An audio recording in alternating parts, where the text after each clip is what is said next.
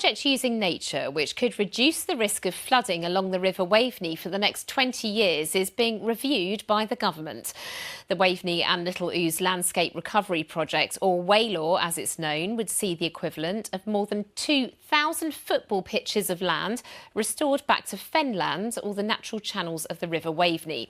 With thousands of homes at risk of river flooding in both Norfolk and Suffolk and incidents of flooding on the rise, our reporter Vicky Irwin has been along to the Waveney Valley to find out more. The straight cut of the River Waveney here, which separates Norfolk and Suffolk, was artificially formed after the Second World War. But you can see when the water table is high, the river follows its own course, the channels it used to run down. The river is speaking for itself, really. This is where it wants to go. Every winter it does this. Actually letting the land hold the water up here makes a lot of sense, increasing its capacity to hold water back in the land, as the old water meadows, traditionally would have done, actually. Because we are going to get more flooding. Anna is one of 17 landowners being asked to join in with the project, connecting nearly 2,000 hectares of land in the Waveney Valley.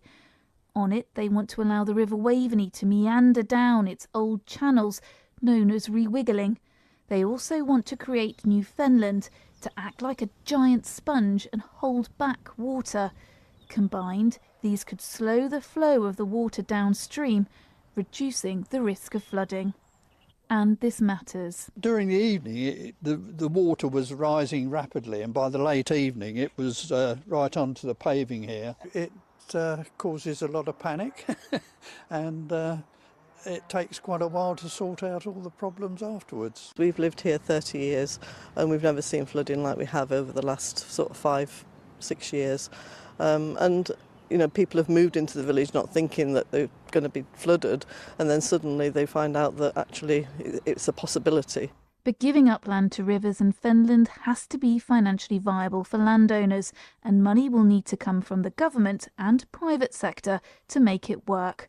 But it has got political support. It's a model for how projects can be delivered nationally as well to reduce and manage the risks of flooding in ways that are good for nature and good for farmers. And I'm pressing the government to fund this and get behind it, because it will be great for us locally and an example of how we can really drive these improvements nationally.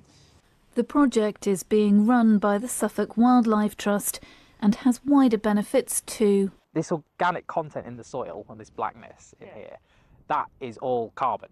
And that means that this carbon is being kept in the soils and not being emitted into the atmosphere. If we can hold that water with the meandering of the river, indeed, that just slows the water, it spills into the floodplain in the right areas where it's not sensitive to properties and elsewhere. And that means that it's doing it in a place where we're okay with that happening.